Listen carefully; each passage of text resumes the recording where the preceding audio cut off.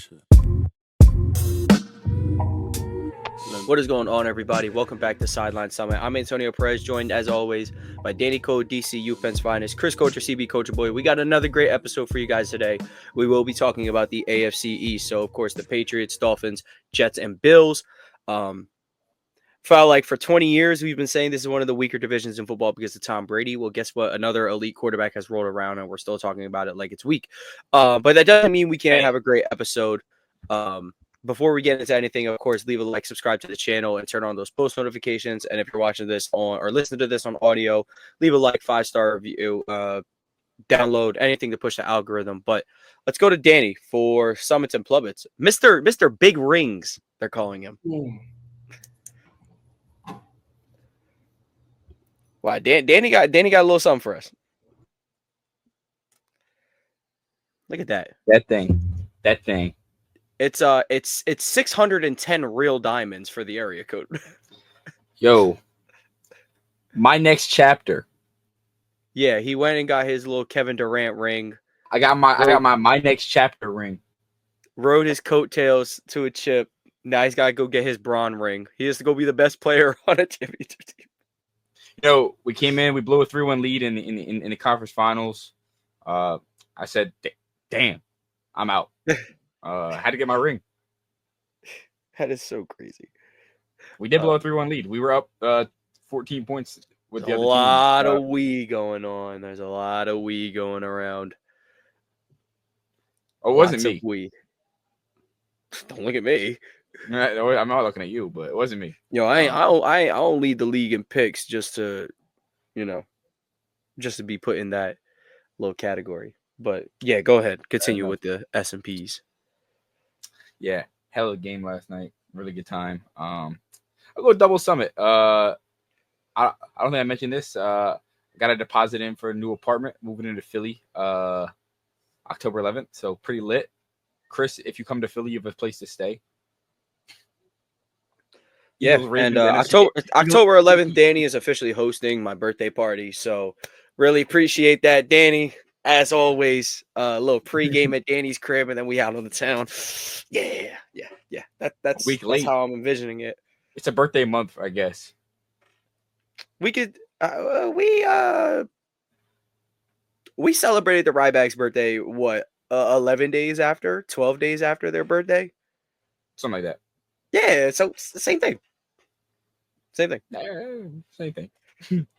That's how I envision it. Something like 6-7 days after, 6. Yeah. Fair enough. But let's go to Chris for his Summits and Plummets. He was just in Orlando, and he was watching a bunch of mini P5 clones run around. I was, bro. It was crazy to see. But that would be my first summit. I was in Orlando. I went to Animal Kingdom, place I've been waiting to go again since I was I think the last time I went, I was 16 or 15, around there. I was a teen, and I had a great time, dude. I got to get on the safari again. The safari little tour takes you through Africa, and it goes through from hippos, zebras, elephants, lions, cheetahs, anything you could think of. And it's pretty close. It's about 15 to 20 feet from you in the truck. So it's really, really close, bro. It was a really cool experience. But yeah, Orlando was cool, man. I had a good time. I did some shopping, found a Nike Tech, because anybody knows me knows in real life, I literally live in that outside of the summertime. So I found I don't know if y'all seen it. It's going to be very niche.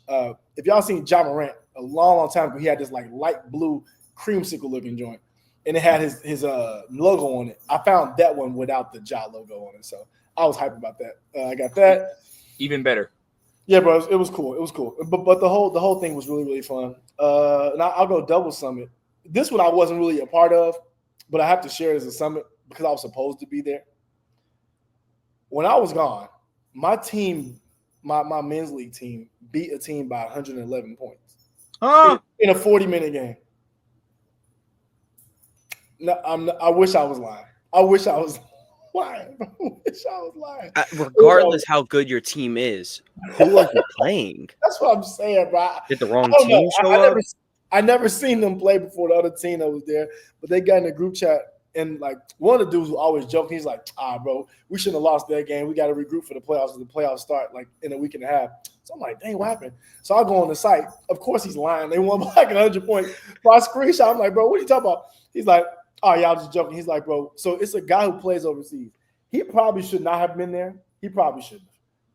But he made 10 threes and 10 twos. I'm not the best at math, but that's 50 points right there by him alone. And they only had 5. Well, they only had 6. So they had 124 points between 6. So take away his 50. The other 5 scored the other 70. Yeah, it was a crazy game I wasn't there for, but I have to share that because that's insane. Grown people getting beat by 100 points, kind of crazy. But yeah, waiting on the day. Me and Danny's like flag organization. I think they're kind of shifting towards like making a couple different leagues. I think they're gonna do softball. Oh, that's cool. I know his cameraman does a baseball league that he's kind of going to funnel into like make it the 6'10" men's baseball league.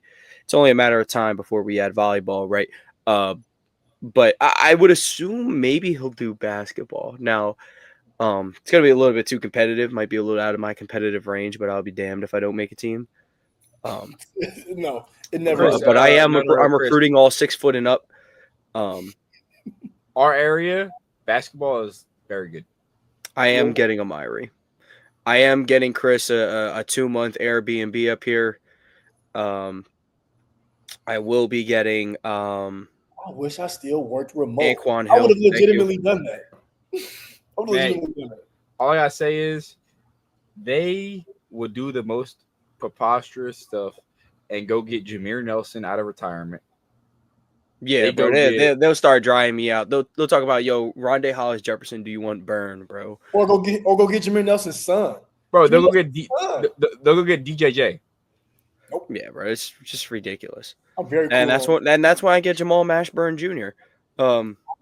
Temple ties. And that's when I get Pops too. Why not? Yeah. I'll say for a Summit. I walked outside this pretty early in the morning, and just the crispiest air I felt in months hit me. And I let you know that the NFL is almost here, and that rolls into the NBA, and now we're in the best time of year.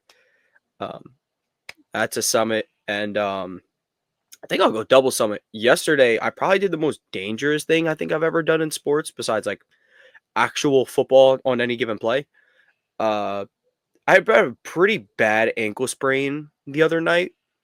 I was in a walking boot the next day, and I spent the entirety of yesterday just icing on and off. I get to the field, and I probably can't even give you a decent jog. I'm not going to lie to you. But I ended up playing in the game. I ended up moving pretty well. We do lose, but I did score, so who really won? So yeah, not mad at it. It's just flag at the end of the day. Wish some people would realize that. But yeah, can't be mad. Watch Danny's team wrap up a championship. And Danny is an extension of me. So all of us here are 6'10" flags champions. Yes. That is how it works, regardless of the lack of rings I may have. But let's talk about a team that doesn't lack rings in the New England Patriots. While they are far removed from that glory, let's talk about them. They have very high expectations this year. Drake May's going into his second year.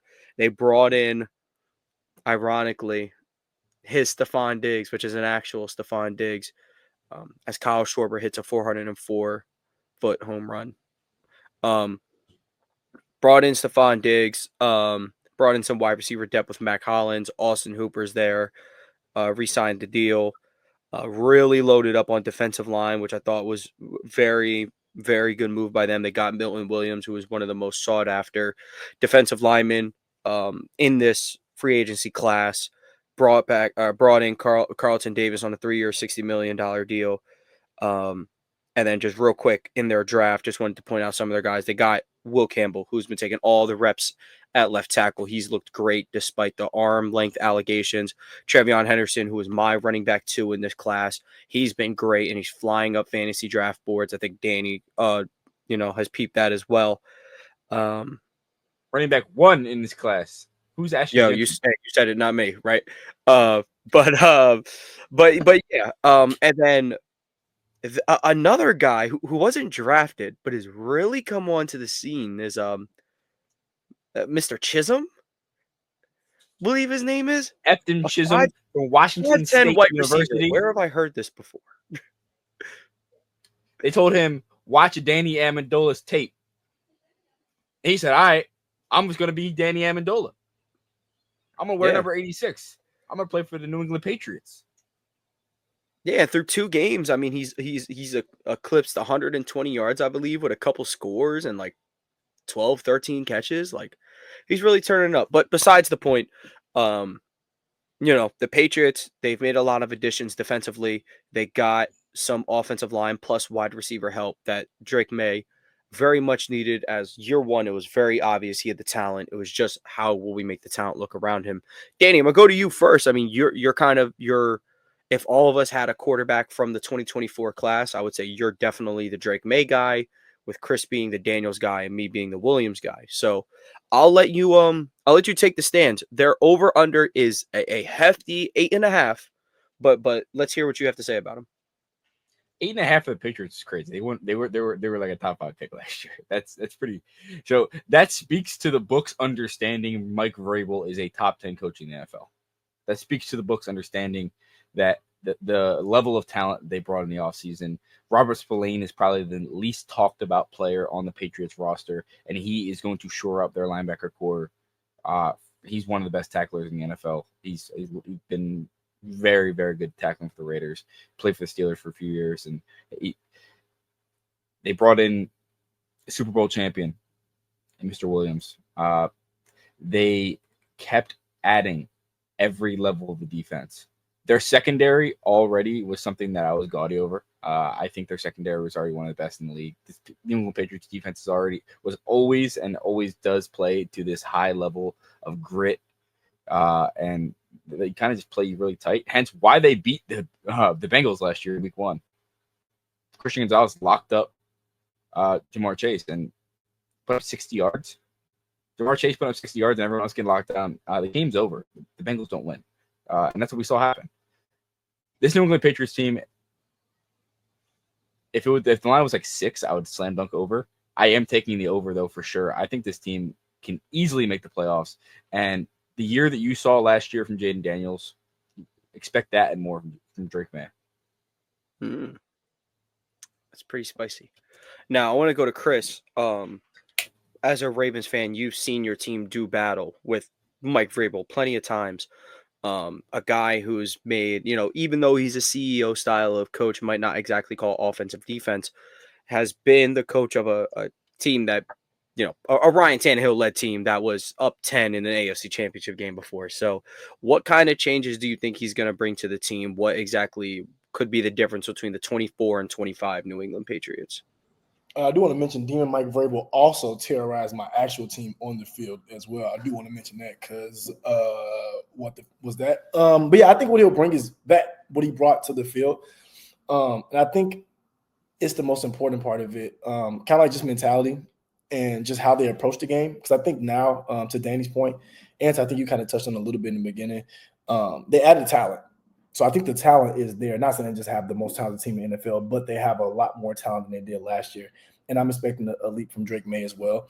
So I think those two things, coupled with mentality, hard-nosed, and just all the buzzwords that people who watch football use, that Vrabel actually has, like, not jokingly, I think that can be what he brings to this team. So I'm interested. I'm interested to see how they look. Because, I'm not going to say I expect a Jaden Daniels type year from Drake May, because I don't think you can expect that from anybody, because that was even better than Stroud. And I don't think I expected Stroud's year to be what his was. But I think May has a really, really good year, a lot better of a year, more of what we saw towards the end of last year and those flashes that we saw. So I'm excited for them as a whole. Like I said, I think they have more weapons. I'm just excited. I think Will Campbell will probably end up being the best player in this draft. I know that sounds crazy, but it possibly could be. And I think it's going to start this year with him helping protect Drake May. It's giving him more time. So that's what I think. I think Vrabel brings the intangibles that you go along with growing talent, and I think that's how you can get a leap from a team. And I do want to mention, I think Cole Strange went from maybe the best player on the Patriots O-line to the worst player on their O-line, because they made 4 large additions in the offseason, and that be one in Morgan Moses, Owenu stayed, Garrett Bradbury, and then Will Campbell. So speaking outside of Will Campbell on the offensive line, this Patriots team is upgraded. They're going to emphasize big, bruising people who can move people for Ramondre Stevenson, for Travion Henderson, and they're going to run that power football. Look, they might not have Derrick Henry back there, but they've got a guy who's fresh out of Ohio State who just won a national championship. What was that call against Texas? He can hit a home run at any given moment, and he's going to do it right here. That's who he is. He averaged 6.5 yards in college. It's ridiculous. It's ridiculous. Not many people do that. He's going to change, I think, he won't be as big of a change as Will Campbell will, because a quarterback's best friend has to be his left tackle because you have to trust him the most. But like Travion Henderson will make everything a lot easier, and especially his ability as a catching back, because here's one thing, like Drake May, okay, the line was bad last year, but I think all of us can admit Drake May, going into the whole draft process, we were like, he's compared to Josh Allen because, yes, while the arm talent is great, he's a bit of a bozo sometimes. He can do some stupid things. And it's not an exact guarantee that he just grows out of all of that. And I honestly don't want him to, because it'll probably take away his creativity, and he'll end up more like Herbert than Allen. Either is a good path, but one's an MVP, one's like the all-pro, nearly like all-pro fringe guy. So, yeah, I have like 8.5. I have the under, but I'm not like super fit. I remember talking to Danny a couple of weeks ago. I was like super against this 8.5. I'm like, no shot. There's just no way. But if this team, there's a lot of teams on this list on their schedule where you're like, okay, if the Patriots can make the leap, I think they can. They should be better than these certain teams. Even with me splitting the middle ground of like, I don't think they'll really make that jump. They will make that jump somewhere in the middle ground. Like, oh, they'll be better than next year. You really do flirt with that line. Like, you really do. Like, a world where they're winning the Super Bowl. Ultimate leap. They have Marcus Epps. Yeah. They're winning the Super Bowl. Like, okay, May makes the Carson Wentz year 1 to year 2 leap, and all the bozo stuff goes out the window for just one season. Like, that could happen. My only issue is I don't know how good a wide receiver room can be. Like, Stephon Diggs is your best wide receiver at this point of his career. I don't know how good your receiving room can be. Can he be the best receiver on a Super Bowl team these days? I'm not going to say no, because Stephon Diggs, when healthy the last couple of years, like last year when he was healthy with Texas, he was carving it up. He wasn't the number one because he had Nico next to him, but he was doing great. So, time will tell. I love that. I think Pop Douglas is really solid receiver. Kendrick Bourne is solid. Kayshon Boutte is really good. Kyle Williams I love a lot. So Efton Chisholm being your like 6th guy, can't really hate. Yeah. But you ever consider Chisholm will be higher because he does it the Patriot way, right? First guy in, last guy out kind of guy. Real, just really he nuts up in blocks. But yeah, I mean, like you named a bunch of guys. It's almost like it's Packer-esque, but those guys aren't as good as what's over in Green Bay. The difference is Pop Douglas is good. I think he's probably in those range of guys, and then Stephon Diggs is better than all of them, bar none. So that's the only difference. And then May and Love kind of share a lot of the big arm, off-platform, bozo stuff. Yeah, honestly, this team is very Houston Texans coded. You go get a defensive-minded head coach, second-year quarterback, C.J. Stroud last year. Yeah, and then the run game is going to be way better than Houston's, though. Oh yeah, that Houston O-line is atrocious. They ran the ball like 5 times a game because they. I'm extremely excited for Travion Henderson. You know what? And I don't know how much I'm going to buy into this. But like Drake May running the ball, I don't know how many design runs we'll see, but like it's worth a shot. No, I think so. At the very, I think so. It'll spread the field out. I don't know. I am going under ever so slightly, but I think by the time we're talking next year, I think it's going to be that time to get back on the Patriots hype train. Chris, I didn't get your the line is 8.5. Are you going over or under? Under, but not like Okay. 5 under, but like Okay. You're 7. going like how I am under. Like Yeah. 7, 8, That's something because like AFC that. just has teams. You're just randomly. I haven't seen the schedule. I don't have the schedule in front of me, but AFC just got some teams, man, just out of nowhere that can just surprise you, or just good teams overall. So I'll give them 7 to 8. Yeah, like I mean, their schedule is not hard. Even if you took the middle ground on their possible potential, the teams I see 100% beating them, that would be the Bills, and even then you could consider some division stuff. I would still say the Steelers are better than them. But that game could obviously go either way, but that the Steelers would be better, the Buccaneers would be better, the Ravens would be better. And outside of that, it's just like a lot of like, I mean, can I say the Bengals? I think maybe I'd pick the Bengals to like beat them in a game, but like the Bengals can also give up 40 points on any given notice, and that defensive line could get after Burrow and make it, there's path to victories in certain games. The Falcons, I think the Falcons are a better team, but am I stamping them $1,000 from the win? No. So there is a world where Danny's reality happens for sure. Let's move on to another team. They have a new quarterback, a quarterback that this podcast is fairly fond of, in Justin Fields. And New York Jets, they paid their guys. They paid a lot of their guys. Well, I know they paid Wilson, but let me go to them real quick. Yep, Justin Fields got a 2-year, $40 million deal with $30 million guaranteed. Garrett Wilson got a 4-year extension, $130 million, $90 million guaranteed. They got Sauce Gardner also signed his extension. Brandon Stevens signed a 3-year, $36 million deal. And they kind of got some defensive linebacker depth. And then as for their draft, they got Membo at the 7th pick, which, if I'm not mistaken, I low-key think Chris called that in our first mock draft. Like I low-key, like I fake remember that. I think I did. And then they got one of my favorite players in the draft in the 3rd round, in Azareye'h Thomas out of Florida State, who I think is going to do marvelous things opposite of Sauce Gardner. And that's pretty much the big 2 highlights of their draft, at least in my opinion. I mean, they got safety Malachi Moore from Alabama. You can never go wrong drafting SEC. SEC, what you mean?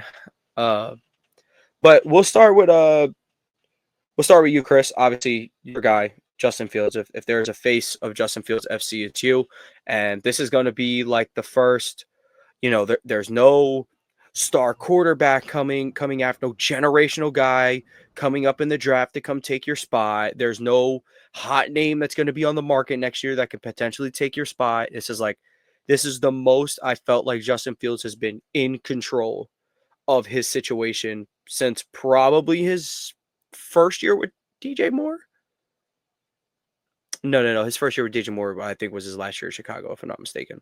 But I digress. This is, I think, the most in control he's had of his situation since maybe his year 2. Yep. So, what do you expect from the Jets this year? Their over/under is 5.5. All things considered, not an overly talented roster, but if Fields were to pan out, the cornerstones are in line. So, what are you thinking? Well, about Justin Fields, and as you kind of spoke to, I love Justin Fields. I love his game. I love what I think his game can be. I'll say that. And I think I love the tools of what I see in Justin Fields. And I'm excited for what you said.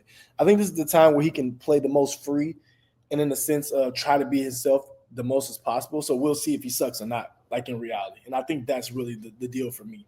Like, do you suck, or was it really their fault, or was you the problem? So this is my thing now, and I think he understands that as well. So I think he'll play as such. And a line like 6 is so low, I'm tempted to go under still. But I think I may take the over at 6 only because I can see it. And I know this isn't like high school sports or AAU, but if they can get 2 or 3 wins in the first 6 weeks of the season, towards the end, I can see them beating up some teams who may be resting guys or things like that, so I can see them getting to 6. I don't see it being a successful season in the way like, they get 8 to 9 wins, but I can see somehow them getting 5 or 6. So to be safe, I'll go over just because I'm believing Justin Fields getting a couple games. I can see them winning a couple 14 to 10s if another option, other offense can't really get it going. I still got belief in some of their pieces on defense. Obviously, I love Sauce Gardner. I love Jermaine Johnson as well. I still got belief in some of those guys. So I'll take the over slightly at 6, but I'm super prepared for me to be wrong and for them to get 3 wins. I'm super prepared for that. But I am going to take the over at 6, mainly because of my belief. Just before I swing to Danny, what I would say is if they're going to get those 6 wins, it's going to be on the back half of the schedule. Here goes their first 6 games. Steelers, Bills, Bucks, Dolphins, Cowboys, Broncos. That is, what are we looking at? 1, 2, 3, 4. At 5. best, I see 2-4, more than likely 0-6. Could it very well could be 0-6. I can see them beating the Dolphins. Things do lighten up. Like it ain't entirely over. They're not 0-6. They can beat the Steelers. They can beat the Dolphins. Because the Steelers are one of those weird teams that could just like be awkward, but like they can beat the Cowboys. Reality, we're taking the Steelers. Right? Dallas Cowboys without Micah Parsons might be in for a long season. I think he played. I think they get him paid though. Do y'all think so? I think he gets paid before week 1. If Jerry Jones doesn't pay him, that might be the biggest stain on his career. That might be outside of firing Jimmy Johnson. The latest word is it's trending towards a divorce. I seen the same thing with what's the name? It's trending towards he's an Eagle. With Scary Terry, I seen a couple of things with that. I seen a couple of things. Terry's probably not getting paid either.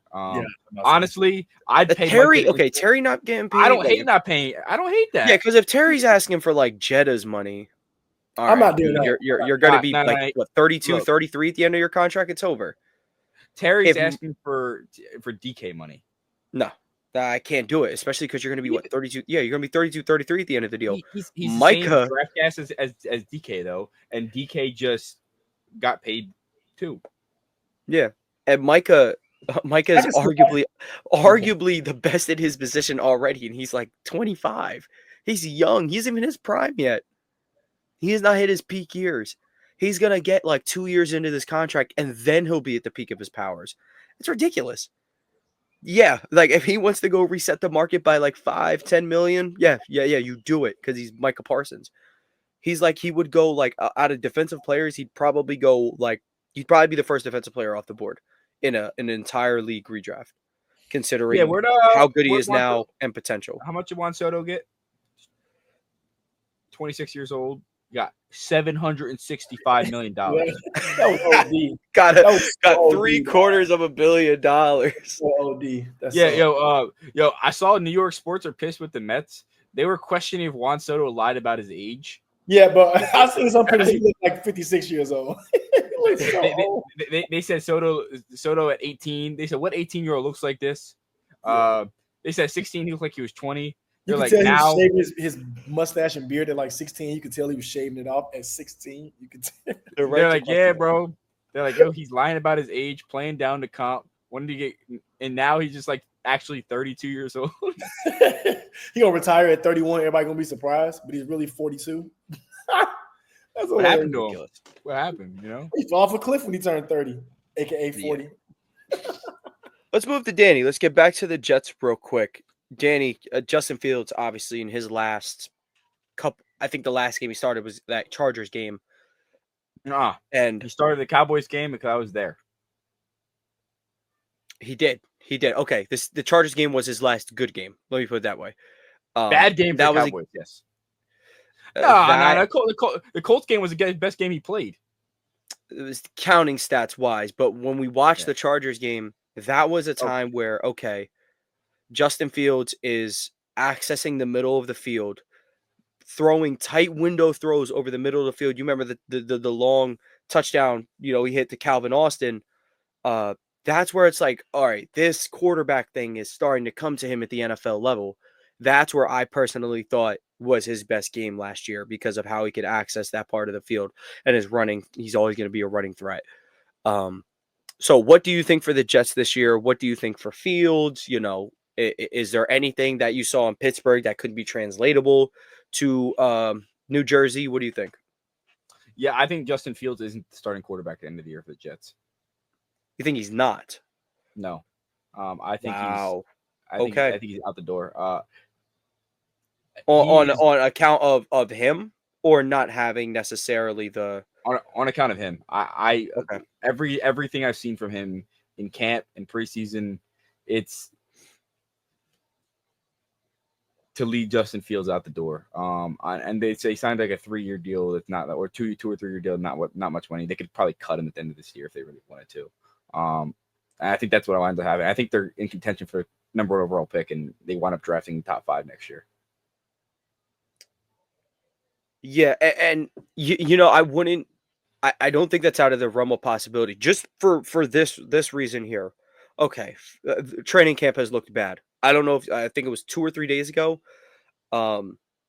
It was pretty egregious. He was missing some pretty basic throws. I love Justin Fields. I hope I'm wrong. But it's let me say that. practice. You know, I don't want to overreact to training camp, of course. It's the but here's same the other stuff he's thing. been missing on for years, though.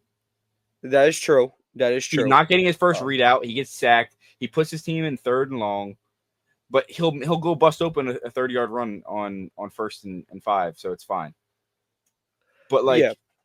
But let me put it this way. Here's another way he could find himself out the door. Is the same way he found himself out of the door in Chicago, almost. Because if they don't win enough, you're obviously the first person they look at is the quarterback, regardless of how good he plays. And like I said, he does have control of this situation. You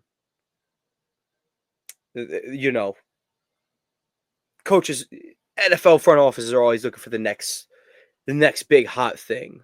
And while me personally, none of these quarterbacks, maybe like if Arch has a great season, maybe he does, but of these other quarterbacks, none of them are really threatening me or should be threatening Fields for his spot if he can manage to play well. you know, Drew Aller screams New York Jet. But you got Drew Aller because he is a big rocking arm. Like, of course he does, but he's just not that good. You have Nussmeier at LSU, who everyone is in love with the measurables. No, he's not that good. But let me tell you, that dude could not throw a football in the ocean if he tried. He gets hyped because he goes to LSU. And then you have Lenora Sellers, who of those 3 project quarterbacks looks the most decent and still probably has the highest physical upside.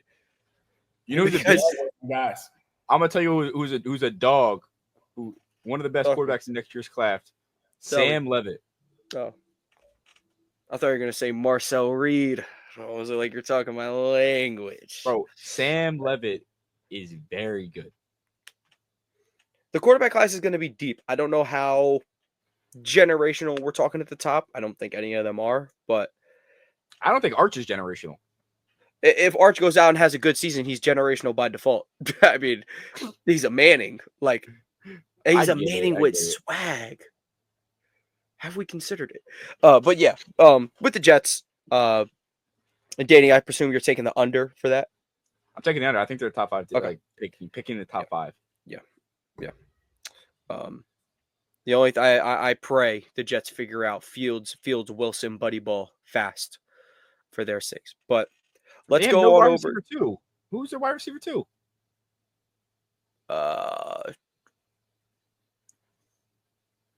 I could not name you off the top of my head. I'm not gonna hold you. So the buddy ball will have to go into effect. But let's move on to Alan Lazard, Josh Reynolds. Arian Smith. I liked Arian Smith coming out of Georgia. But come on. Wide receiver 2 potentially? That's bad. But let's move off of the Jets. Let's go to the Dolphins, who had a pretty similar roster on a couple teams that came out of the gate just sparking, going, some of the highest flying offense, and then now we kind of look at the same team. Chemistry's off. Defense isn't as built. Tua is about 3 or 4 concussions since that high flying Tyreek Hill's lost a step. Devon Achane can't stay healthy. No matter how good he is, he's just not reliable to be out on the field. Kind of the same thing with Jalen Waddle. So their line is 7.5. I do have the under here. I've taken the under on every single team so far. I'm just going to continue to do it. But they are in with Tyreek not being at the level of play that he's needed to be, that I don't expect him to be, along with seemingly coaching and culture issues or chemistry issues that are going on. I just don't trust the Dolphins in a lot of, it's them and a team that's just about as talented as them. Give me the team that's going to be a little bit more locked and loaded together. And I think this season, I don't know what they can necessarily do with Tua's contract, but I think this season they'll be about halfway through or 3/4 of the way through the season. Be like, we really gave him that money, and that's rough, and you're stuck with it. Maybe not. Maybe they can't get out of it. I have no idea how this contract situation works, but they were right not to pick up that option. I don't think they picked up the option, did they? Yeah, they didn't, and then they gave him another 4-year deal, like some bozos, instead of the Packers. While they gave Love the money, at least they say, we're going to give you that option first, and then another year of not paying you big bucks. So that's pretty much all I got on the Dolphins. I can give you all the quick departures and additions. They did sign Zach Wilson on a 1-year deal, and they also drafted Quinn Ewers, so that quarterback room is super funky. They got Westbrook Akine on a 2-year deal. Not a horrible player, not good, not great. Just he's average. They gave up a 6th-round draft pick for a retired Darren Waller. So there's that, and I think he's already dealing with injuries, if I'm not mistaken. Oh no, I wonder James why. Daniel, He's on the pup, dude. Yeah, so there's that. They got Minka Fitzpatrick in a trade for Jalen Ramsey and Jonnu Smith, which isn't the worst return in the world, but you'll love Jalen Ramsey. They drafted Kenneth Grant, defensive tackle out of Michigan, in the 1st round. Followed it up with Jonah. I always mess his name up. Sanker? Huh? What's his name? No, not Sanker. Not Sanker. Jonah Savanea out of Arizona. The tackle. Do all the Hawaiians go to Arizona? Jordan Phillips out of Maryland and Jason Marshall Jr. And Dante Trader Jr. to wrap out to round out the top 5 rounds. They also drafted former potential Heisman winner Ollie Gordon II, if anyone cares. But I'm gonna be honest, not too big on Miami. This Dolphins team doesn't win many games unless they change their identity. They couldn't run the ball last year. Devon Achane, they couldn't run the ball for power. This Dolphins team can move down the field all they want. They couldn't score because they get to the 4-yard line, run power 4 times, and get stuffed by the worst run defense in the NFL. It happened in preseason, and it's continuing. If the Dolphins don't adjust their offense, they're done. The good news is they have a really good and really smart head coach. I think McDaniel has proven he's an offensive genius in the NFL. I mean, he's really innovative. He's unlocked Tyreek Hill to have his best year in the NFL. Say that as you will. With Tua throwing him the ball, a guy who's historically had lack of arm strength. So with that in mind, unfortunately, I think the Dolphins improve by subtraction and starting over at quarterback. I'll take the under, but it's just under. I think this Dolphins team is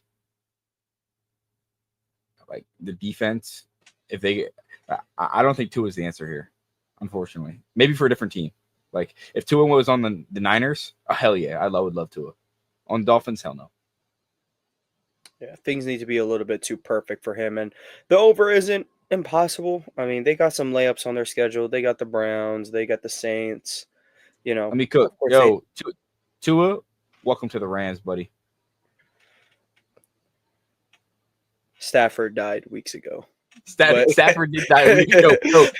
They cloned him. Stafford died years ago, actually. 2012. Chris, have you been seeing the stuff on Stafford?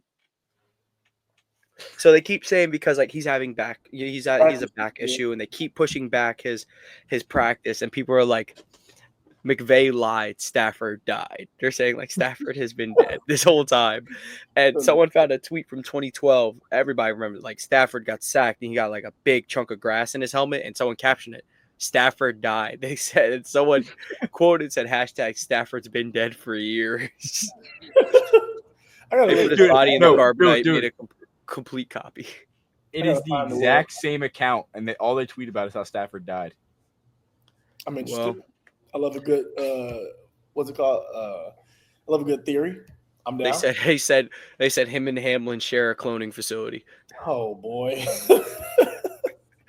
See, like this one's like funny because like obviously like it's not true. And neither was Hamlin's, but like this one's just obviously a lot funnier because like no one's life is really at stake here. Or is it? Or did Unless Stafford he actually die? died. Unless Stafford died. Stafford died, McVay lied.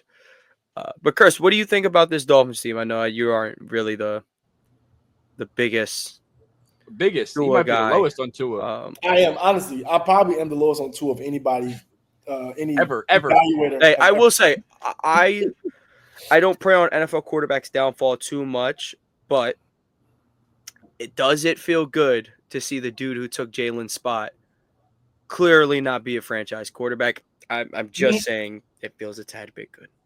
To Jalen's, everyone would agree Jalen is better than him besides like Dolphins fans. Yeah, I think for me, the Dolphins, I'll keep it short. I don't believe anybody on this team. I love Tyreek Hill and Jalen Waddle, but they're never healthy at the same time, or like, you know what I'm saying? Like they're never enough to really be the tandem that they should be. But I do believe in those guys. I don't believe in Tua as a quarterback as much. A lot of it's due to, the concussions and stuff, but a lot of it's also due to what he was before that. Like even the deficiencies that he had before that, coupled with what he's gone through, just hasn't been working as well. I'm taking the under for sure. And I agree, they do have some layups. I can see them losing one or two of those layups on the schedule too. So I have a hot take. I think they're one of the worst 7 teams in the NFL next year, to be honest with you. I really do believe I that. agree. I agree with you as One of the well. worst They're not 7. good. So, yeah, taking the under for sure. Yeah, it doesn't seem like we have much to really talk about on them. So let's just get to the Bills, who are obviously going. I think we can all say with our chest, 100%, they're going to win the division for a 6th straight season. Drake May and friends is not stronger than the almighty Josh. Yeah, I think we've all learned when too many times to pick against Josh Allen. We doubted him last year. We said, not this time, buddy. You have Haley Steinfeld marriage powers now. I did not realize how big Josh Allen's contract was. Not saying he's not worth it. He's worth it. Those top 3 guys are worth every dime in the world. Josh 6 Allen is years, $330 million. He's making more than Jason Tatum, not annually, but and guess what? They're gonna give Luka $30 million more. Yep. And Luka's fatter. Not anymore. You say that until we're midway through the season. He got James Harden fat suit on. Go back to it, y'all. Danny, go back until the last 3 years, and you go back and watch how he takes the fat suit off. He's gonna put it right back on. Come like January, he's gonna be 20 pounds heavier, and everybody's gonna be like, "Well, what happened to that?" Watch, y'all. I'm telling y'all. Sorry, I know it's not about Luka, but everybody's been like, "Oh, well, Luka's skinny now." No. Luka's. I don't know. Wait. This is about Luka. This is about a borderline MVP candidate, white man who. What? Josh Allen is an MVP now. I gotta give him that respect. Yeah, earned or not, he does have it. Hey man, Chris, this is about a 6'6" kind of tubby MVP candidate. Look, this is. Oh yeah, Luka doesn't have Haley Steinfeld though, or an MVP. I would say this. I called Josh Allen in my chat the other day. I was so mad. They were just saying stuff about my Ravens. I said, guess what? Entitled Taysom Hill is not my MVP. Entitled Taysom Hill with a baddie as his wife. I literally said I didn't even believe what I said, but it just rolled off the tongue so good. I had to just roll with it. I mean, yeah. Gotta stand up for your guy. There is there's the screenshot of Lamar's stats from last year going around, and it's just like, he was like, would you believe me if I told you this dude didn't win MVP? And in terms of value, like, yeah, sure, you could argue Josh, but the layup that Lamar was better last year was he got first team All-Pro. He was the better quarterback last year. He was probably the best player in the NFL last year. Bro, y'all know how I look at it, and this is just me being real outside of being a Lamar guy. I look at it as the Derrick Rose MVP, Dwight Howard MVP. Like, I'm not saying I don't think Derrick Rose is the best player in the NBA that year, but I would say he was the most valuable player to his team. So that's kind of why I feel like, all right, if you look at it in that sense, I think Josh Allen or Joe Burrow were the most valuable players to their team in my eyes last year. I would say Lamar was third most valuable, but I think he was the best player. That's how I look at it. And that's how I justified the MVP in my eyes. It's a good analogy. What I saw was hilarious. They said they showed Lamar and they showed Allen. They showed Dak and they showed Lamar from 2023. They said, explain this then. Yeah, I seen that. Dak was never in the combo, bro. Yo, he was. Yo, remember when Hurts fell out? Yo, Hurts fell out, then it was Purdy, then the Cowboys were steaming, and then it was Dak. Okay. As much as Lamar earned that MVP, and it was a really good season, that season was so entirely what quarterback wins last against another candidate. I'm so serious. Unfortunately, Jalen Hurts was the MVP when they beat the Bills. We were the Niners beating the Ravens away from Brock Purdy MVP. So Lamar is forever good in my book. Forever good in my. Him and Kyle Hamilton are forever big names in this house. You tell me Hurts isn't winning MVP if they don't go and lose 5 of the last 6? That's the thing, bro. All Jalen Hurts got to do is throw for like 3,500 yards and win 13 games, and they want to give him the MVP. I know they're going to do it. But all right, let's actually talk about the Bills, though. We've talked about basically everything else. Josh Allen signs a new 6-year deal. They Josh Palmer gets a 3-year, $36 million deal. They also bring in Elijah Moore on a 1-year deal. Khalil Shakir signs a 4-year, $60 million extension, which is pretty solid. They bring in Joey Bosa on a 1-year deal. They brought in Greg Russo on t-shirts. Greg Russo signs a 4-year, $80 million extension. Larry Ogunjobi gets a 1-year, $8 million deal. Taylor Bernard gets a 4-year extension worth $50 million. Christian Benford got a 4-year, $76 million extension. Trey White gets a little 1-year deal. Same with Dane Jackson. Hamlin signs on a 1-year deal, and whatnot. Going through their draft, they got Maxwell Harrison in the first round, which shocked me a little bit. And then TJ Sanders out of South Carolina in the second round, Landon Jackson in the third, and then they got Deion Walker to round out their fourth round. Did like to pick a Dorian Strong in the 6th round, but that's neither here nor there. Buffalo Bills, their line is at 11.5. I'm going with the fakest under ever. I looked at their schedule. You could easily chalk it up to maybe 13 wins, maybe even 14 wins. But they do have some pretty tough battles on there, and I did walk away with an 11-6 record, which it could very well fall on its face. Like I'm not gonna lie. I have them losing once to the Patriots. That may not happen. But it could be the turning of the tide type of thing. The sneak peek into what next year could look like maybe. But Josh Allen with another year of Shakir as his wide receiver 1. Keon Coleman could possibly step into the real wide receiver 1 role. Apparently, he's been having a good camp. Josh Palmer is a more than serviceable wide receiver 3 and 4. Like, he's a fine player. And of course, they paid James Cook, which is very important to what they got going on. And then defensively, they're always going to kind of do their thing. So, Bills, I have them as 11 wins, but they could very well break this 11.5 line. I would say there's more realities where maybe it's over than under, but just the way I see it, I got them with 11-6. I'll let you take it next. Yeah, what's the actual line? It's 13.5? It's 11.5. They're tied for the highest line in the league with the Ravens and the I think it's the Chiefs or the Eagles. There's 3 teams that got 11.5. Cursing my team again, giving us his high line. Anyway, but I will say, and by the way, we did all pick the over on the Ravens 11.5. Of course, I did because I have to. Because if I reverse voodoo and it does work, then I just can't. I'm not saying Lamar Jackson is winning less than 12 games as a starter for a whole year. You're out your mind. He's never done it. That's why I want to say Josh Allen is going to get this overdue, only because as much as I throw my hate in my shade because I'm an 8 guy, Josh Allen's really, really talented. And I think he's proven that over and over again.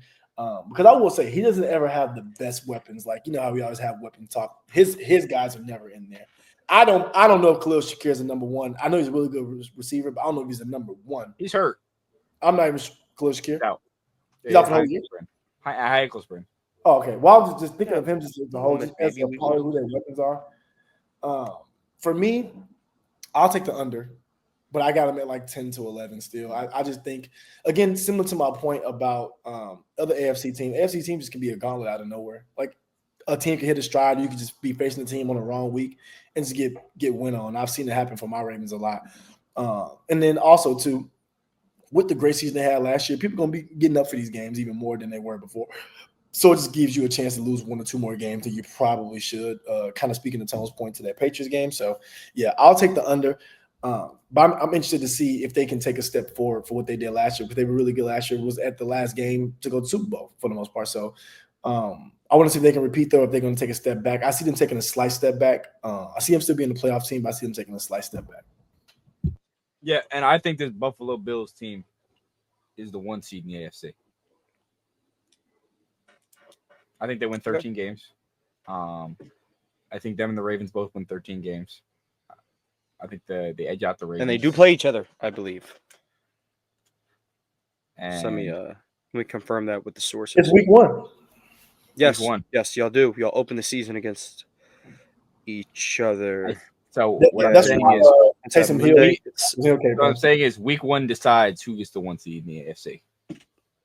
Oh, okay. So you're saying they both get 13 wins, and it's like, oh, well, the Bills got the tiebreaker. So Unless the Chiefs decide to win 15 games. which they did last year, actually. That's not out of the realm of possibility with what's probably going to be a full season of Rashee Rice, I guess. Yeah, we don't know yet. He is coming off an ACL tear. ACL, knee, MCL, meniscus, whatever the hell happened to him. Well, Everything. they'll have him for more games than they had him last year. So. Yeah, for sure. And I think the thing about this Buffalo Bills team, Josh Allen just proved that he could do it with Khalil Shakir as his number 1, his number 2. I think it's actually Kincaid and Knox that were actually balling out for him last year. He loves Kincaid. They just gave their running back the contract. I think they finally found a way how to get Cook involved. The one thing about the Buffalo Bills that people haven't talked about much, if Terry McLaurin is on this market, I guarantee you they're giving him a call. Yeah, I'm not gonna hold you. I would give a hefty amount of thought to a Bills Super Bowl win if he got the throw to Terry McLaurin. If you have Terry also with Keon Coleman, Terry McLaurin will also be one of the greediest men in America. He got a taste of what good quarterback play looks like with Daniels. He said, "Yo, what if I played with arguably the best dude in the sport?" Great. Yeah, Aaron Rodgers. Yeah. He meant Will Howard. Yes. Yo, you saw that? Okay, side note. You saw they asked for Freiermuth in a second, and the Steelers hung the phone up. What? For Terry? Yeah, they asked for Freiermuth and a 2nd-round pick. And y'all didn't say yes? That's an immediate no. That's an immediate no. I would say yeah. I'm saying yes. I'm saying yes. Well, it'll be another Iowa tight end coming up from somewhere. If Aaron Rodgers is your quarterback at the moment, you don't got all day anyway. Terry gonna be washed when Rodgers is washed. He gonna be washed when Rodgers is retired. We don't got all day. He's just not mobile. Rodgers being either way. Why would that be a no for you though? Why? He clears Freiermuth. That's not even close. Is the pick the important thing here? The 2nd-round pick, Terry's not worth an All-Pro and like one of the top 10 player in the league. Like All-Pro, you're crazy. Bro, I think Pat Fryer, he's not All-Pro, but he a top 5 tight end in the league.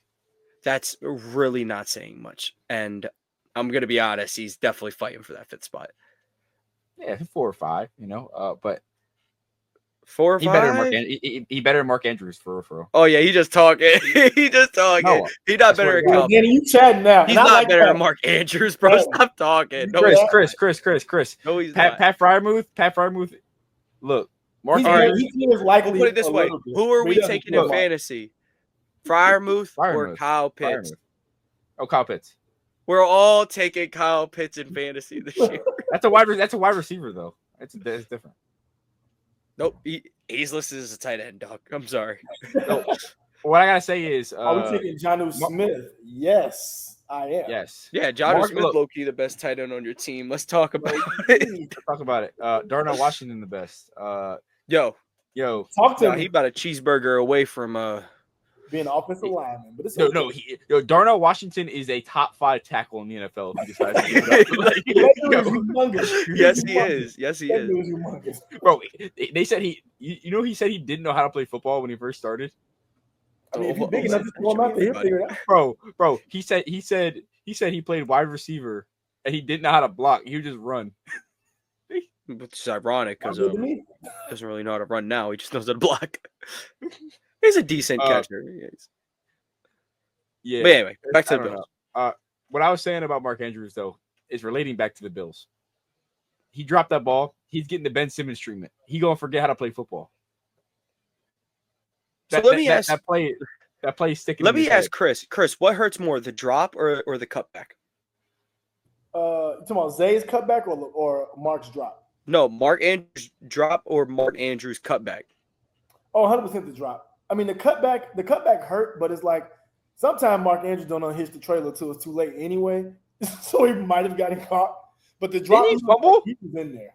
Yeah, that's the fumble where he tried to cut back. But people bring up the screenshot and it's like all this green grass. You're like, guess which way he went. First of all, you act like you don't know what momentum is. Yes. And it's like, what do you think he could just cut on a dime on a snowy field? Yeah, what are you talking about? These are world-class athletes. I saw white grass. Yeah, same thing, right? You saw the winter wonderland, but the only person who could chop it up in the snow like that is Santa Claus and LaShawn McCoy. So and Lamar is moving low key. Lamar could run a 4.4 in straight mud. But for some reason, my quarterback does not like to hit his full speed, so he jogs the whole game. And I know y'all see it. Chris. It's just me. I promise you, he actually does. Like when I went to the playoff game, he will hit the edge and just start jogging. I don't know what it does. No, he said it. He's like, he said, I don't remember the last time I hit my top speed. Why don't you remember that? If your top speed is in the top maybe 5 to 10 in the NFL, why don't you know what your top speed is, sir? How is he hitting 23 miles an hour jogging though? Demon. Because they're saying he could beat Usain Bolt in a race. That's what it is. Or ISO speed. Because ISO speed is probably the most athletic person I've ever seen in my life. Yeah. But we're pretty much off the Bills at this point. We've kind of all said what we have to say. So Chris, just one more. Did you say you had the over or the under on the Bills? Under. Okay. Yeah.